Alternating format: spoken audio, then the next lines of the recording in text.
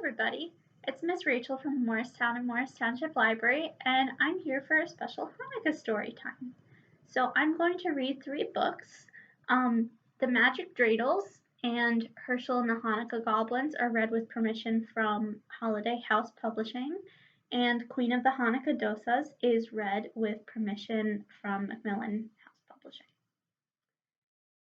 All right, so let's get started. Our first book is going to be The Magic Dreidels, which is written by Eric Kimmel and illustrated by Katya Kernina. So, The Magic Dreidels.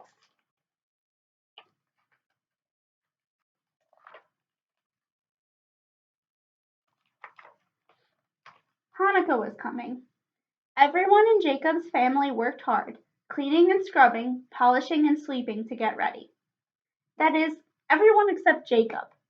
Jacob sat playing with his new brass dreidel. When his mother sent him to the well to fetch a bucket of water, Jacob took the dreidel with him.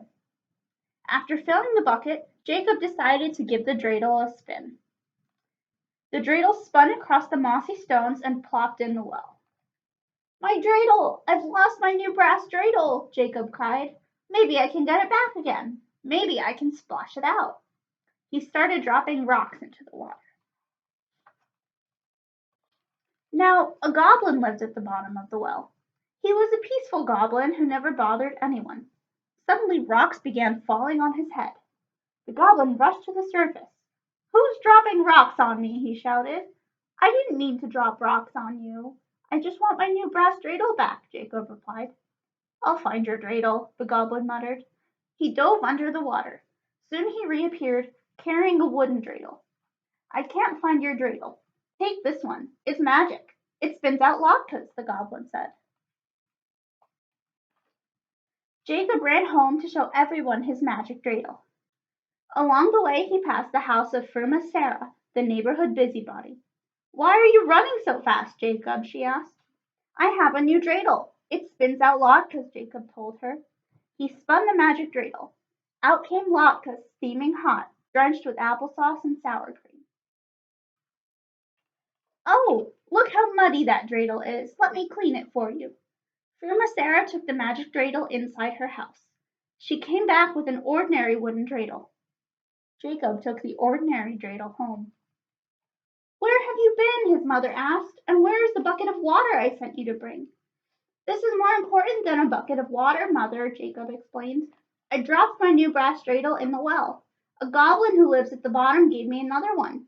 It spins out applesauce and sour cream with latkes." Jacob's mother refused to believe him. "Watch, I'll show you," Jacob said. He spun the dreidel. Nothing happened. No latkes. "Just as I thought," said his mother. "Go back to the well and stop wasting my time with foolishness." Jacob returned to the well. "Goblin," he called. The goblin came rushing up. "What's the matter now?" "Give back my brass dreidel. The wooden one you gave me is no good." "I don't have your old dreidel, but I'll give you this one." The goblin gave Jacob a silver dreidel. "This dreidel is magic. It spins out Hanukkah gelt." Jacob ran home with the silver dreidel. He passed Firma Sarah's house. "Hello, Jacob. Did you find another dreidel?" she asked. "I did," Jacob said. "This one spins out Hanukkah gelt. Watch." Jacob spun the magic dreidel. Out came silver coins. "Oh, but look how tarnished it is," Firma Sarah said. "Let me polish it for you." She took the magic dreidel inside and exchanged it for an ordinary one. Jacob took the ordinary dreidel and ran home. "Look, everybody, this dreidel spins out Hanukkah gelt." Jacob's family gathered around to see. He spun the dreidel again and again, but not even a penny came out.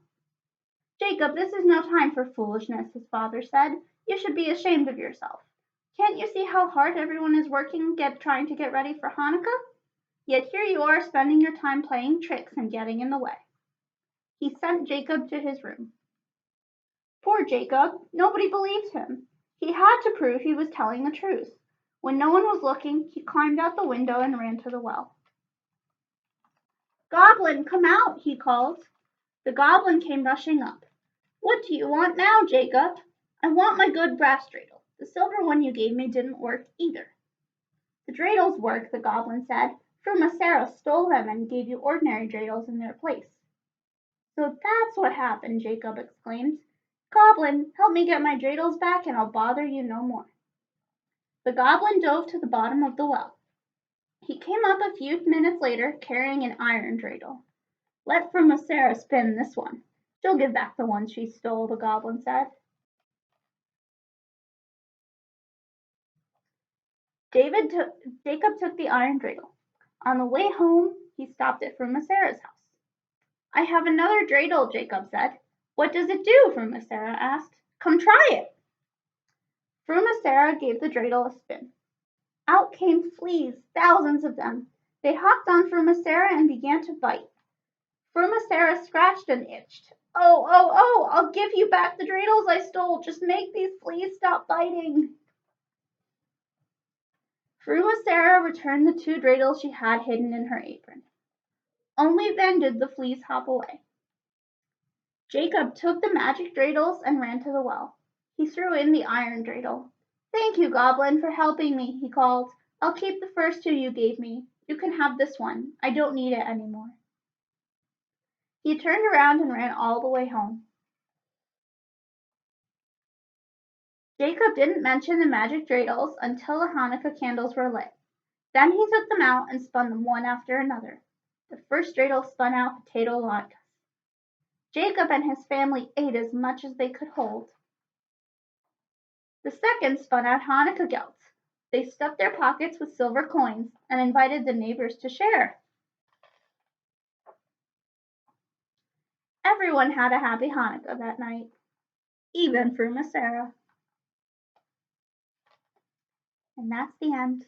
I hope you guys liked that one. Our next story is a little different, and it's called Queen of the Hanukkah Dosas.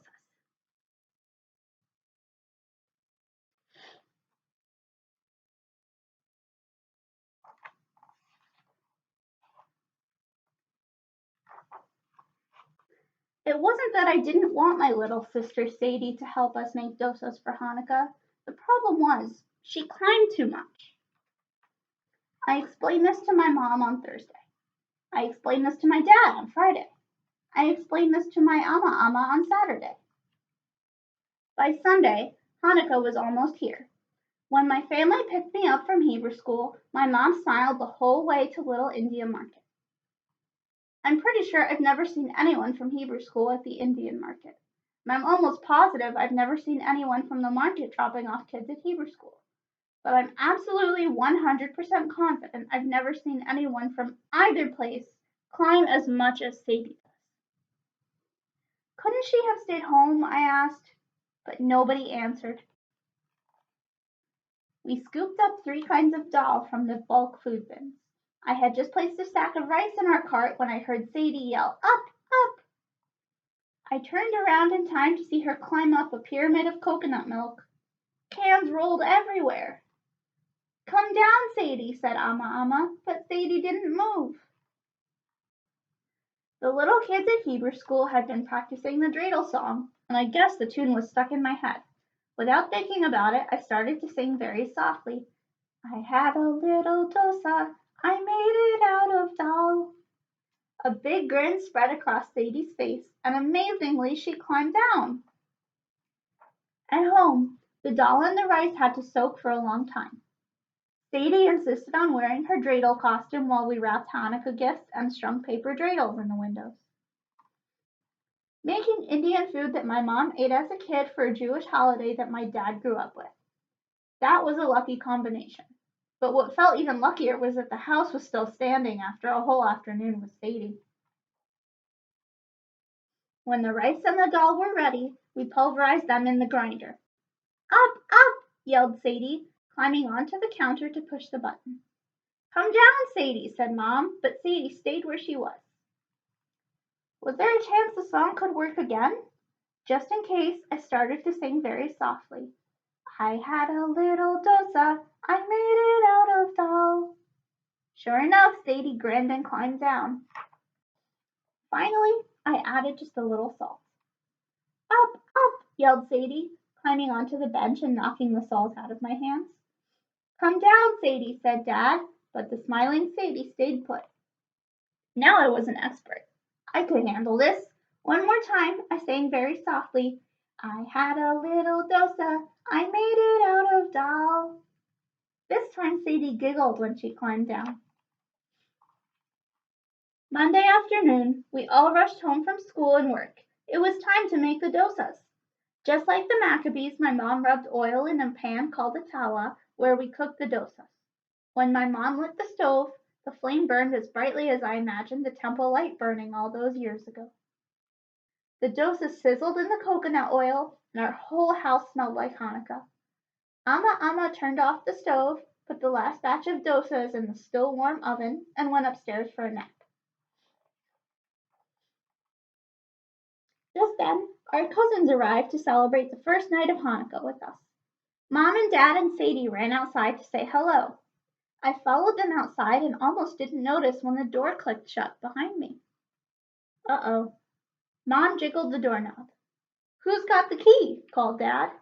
I pressed the doorbell over and over, even though we all knew it was broken. My cousins banged on the door, but Amma didn't hear us.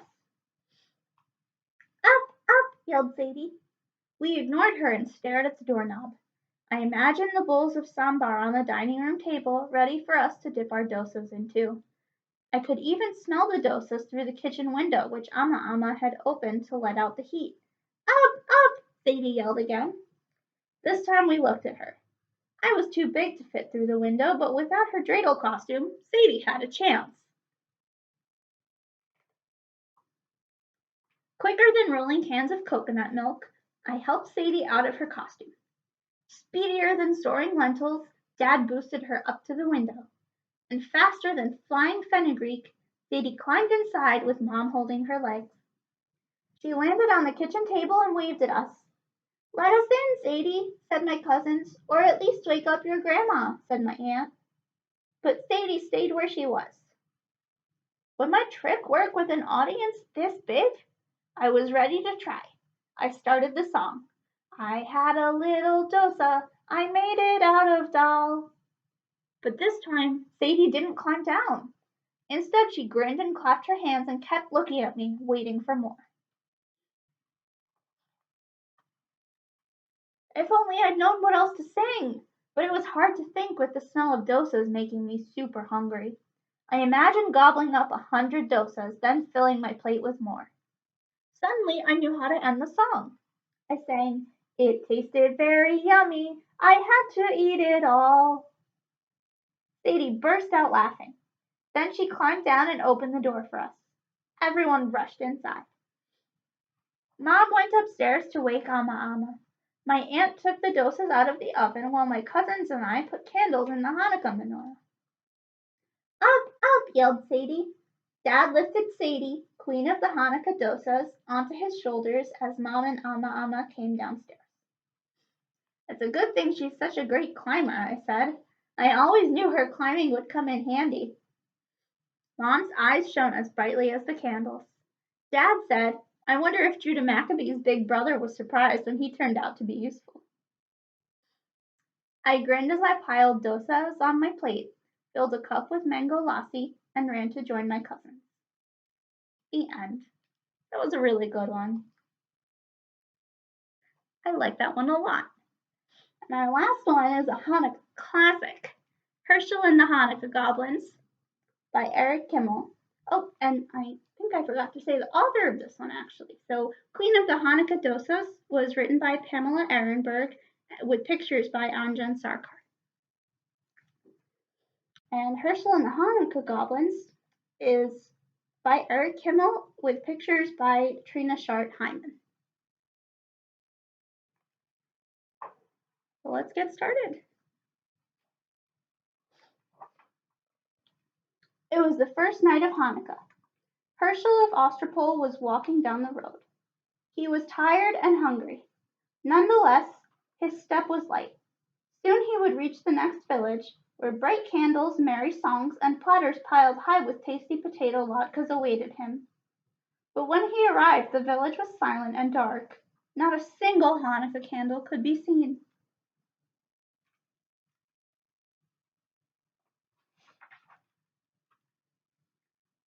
Isn't tonight the first night of Hanukkah? Hershel asked the villagers. We don't have Hanukkah, Hershel, one of them answered sadly. No Hanukkah? How can that be? It's because of the goblins.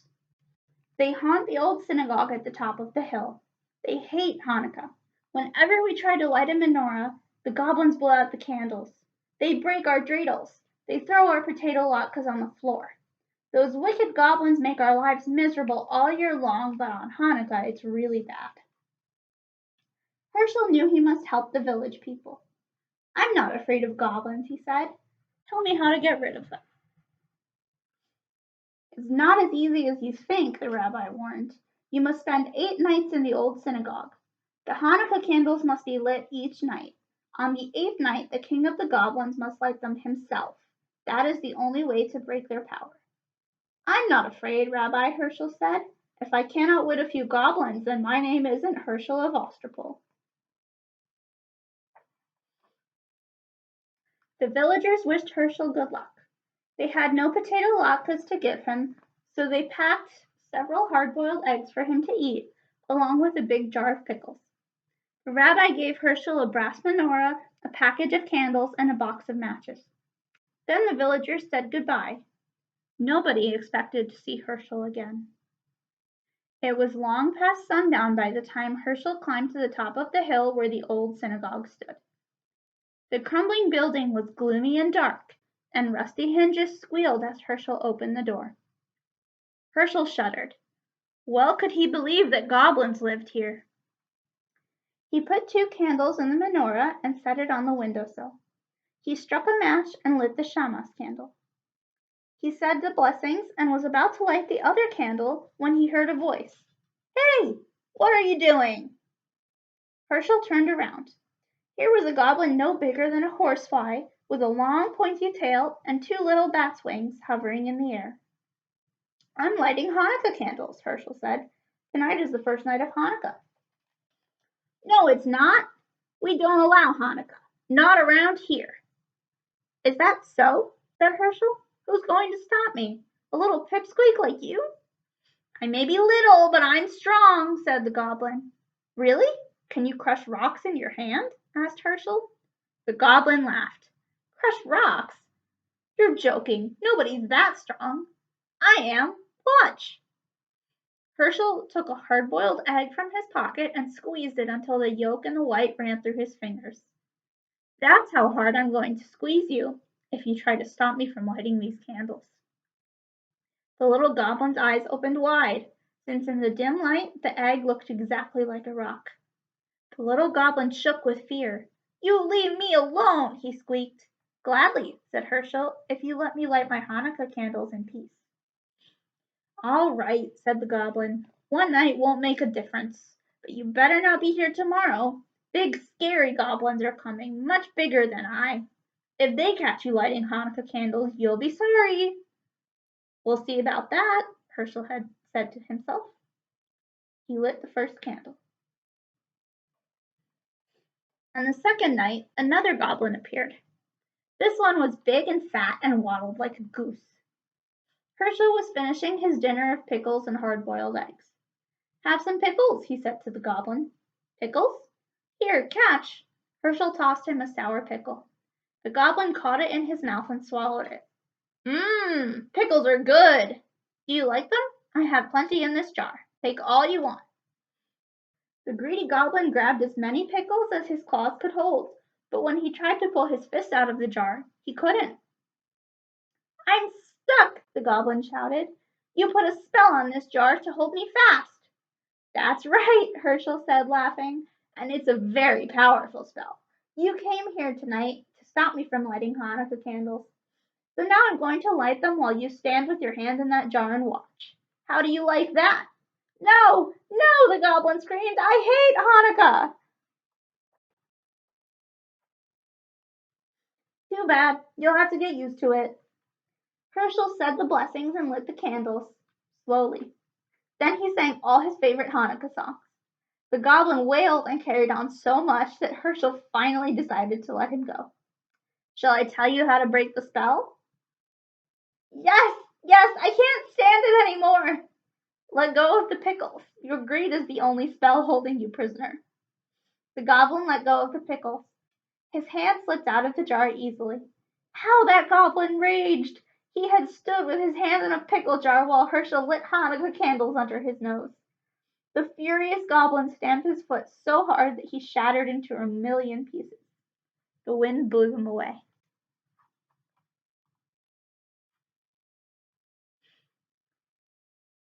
The third night came. Hershel felt something watching him as he set the candles in the menorah. Instead of lighting them, he began playing with the dreidel. An hour passed. Hershel looked up. Sitting across the table was another goblin. This one had a fiery red face and two enormous horns. It's getting late, the goblin said. When are you going to light the candles? Later. There's plenty of time. Hershel spun his dreidel. This is more fun. What are you playing with? The goblin asked. It looks like a top. It's a dreidel. Don't you know about dreidels? No. Too bad. Dreidels are lots of fun. You can also make lots of money if you know how to play. Really? The goblin was interested now. All goblins like money. This one was no exception. How do you play? It's very simple, Hershel said. But you must have gold. That's the first rule. I have plenty. Is this enough? The goblin poured a pile of gold coins onto the table. That's fine, Hershel said. Listen carefully now. This letter is shin. If it comes up, you give me a handful of gold. This letter gives hay. This letter is hay. If it comes up, you give me half your gold. This is gimel. If the dreidel falls on this letter, you give me all your gold. Understand? Wait, there's one letter left. What about this one? That's nun. If the dreidel falls on nun, I don't give you anything. Ready? Let's play. You go first. The goblin spun the dreidel. The little top whirled round and round. When it fell, the letter on top was shin. Too bad, Hershel said, taking a big handful of the goblin's gold. Try again. Maybe you'll have better luck. The goblin spun the dreidel once more. This time it fell on hay. This isn't your night, Hershel said, helping himself to half the goblin's gold. One more time. Your luck is bound to improve. Once again the goblin spun. This time the dreidel landed on Gimel. Too bad, Hershel sighed as he took the rest of the goblin's gold. Would you like me to spin? Yes, the goblin grumbled. He was very unhappy about losing his money. Hershel spun the dreidel. This time the letter nun was on top. Oh my, I don't give you anything. I get to keep all the gold. Say, that was fun. Get some more gold and we'll play again. What about the Hanukkah candles? We'll light them later. There's plenty of time. Not for me, the goblin said. I'm leaving now. I don't like this game. I don't like Hanukkah, and I don't like you.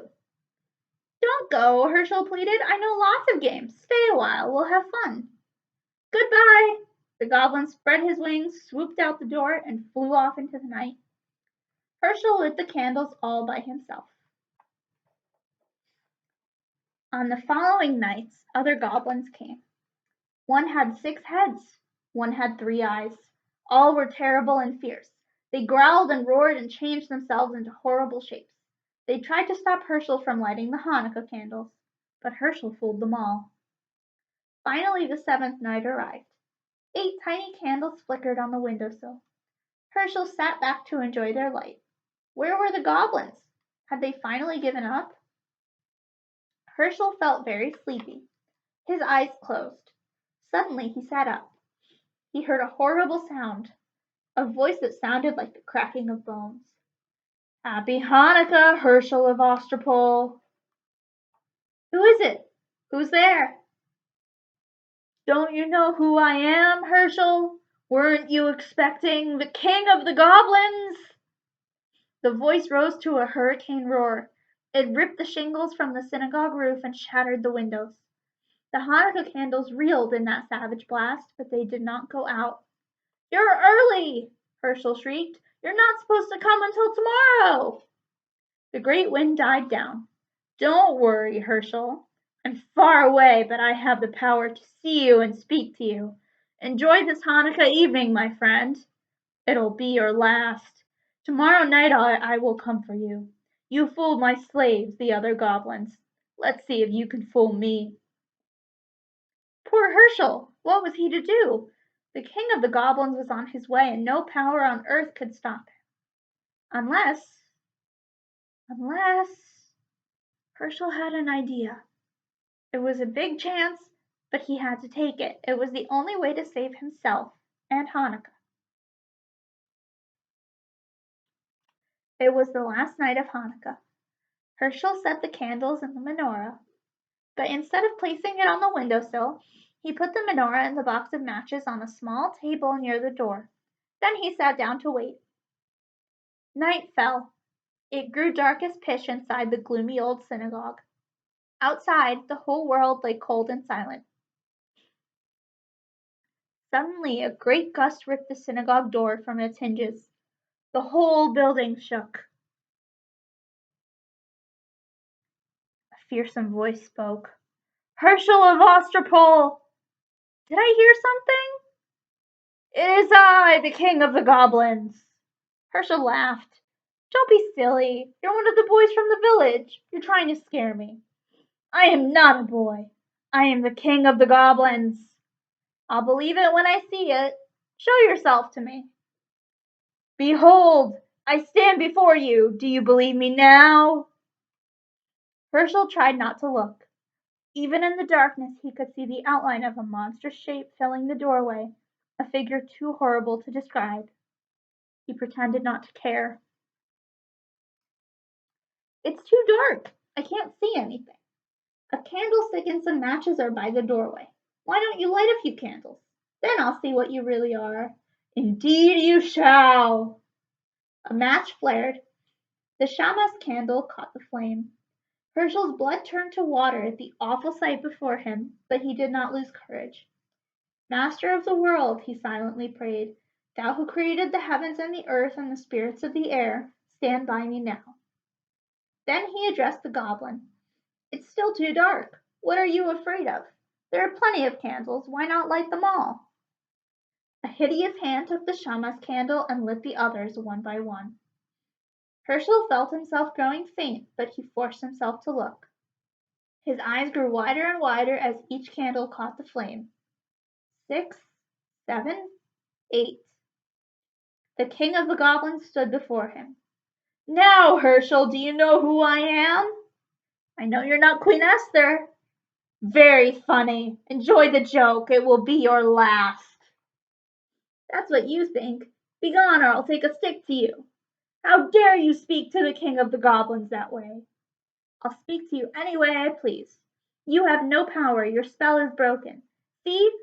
The menorah is lit. You thought those were ordinary candles you were lighting, but they weren't. They were Hanukkah candles, and you lit them yourself. The king of the goblins roared with fury. The earth trembled and a mighty wind arose. It ripped off the synagogue roof and blew down the walls. It splintered the great timbers and scattered them like matchsticks. Around the menorah the whirlwind howled, but the candles never flickered. They burned with clear, steady flames. The king of the goblins had no power over them. The spirit of Hanukkah had triumphed. The great wind vanished as suddenly as it had risen. Hershel rubbed his eyes. The night was as still as before, even though the synagogue was gone. Walls, floor, roof, even the foundation stones had vanished. But the menorah remained, standing tall upon the little table where Hershel had placed it. Hershel waited until the last candle burned out. Then he started down the road that led to the village. I'd better hurry, he thought. I don't want to miss the last night of Hanukkah. But there was no reason to worry. In every window there stood a menorah with 9 gleaming candles to light the way. The whole village was waiting for him. The end. I hope you guys enjoyed.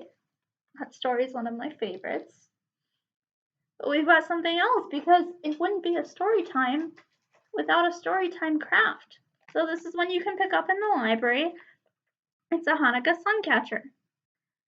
So you can pick this up there, and it's got all the supplies and instructions, but just in case, I'll go over them with you now.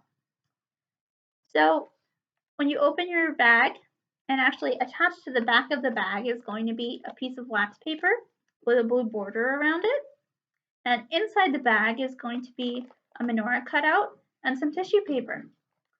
So what you'll do is on the side of the wax paper with the blue border, so this right here, I'm going to glue the menorah cutout in the middle. And then when it's dry, you're going to flip it over and glue all the tissue paper onto the back side, so the side without the border.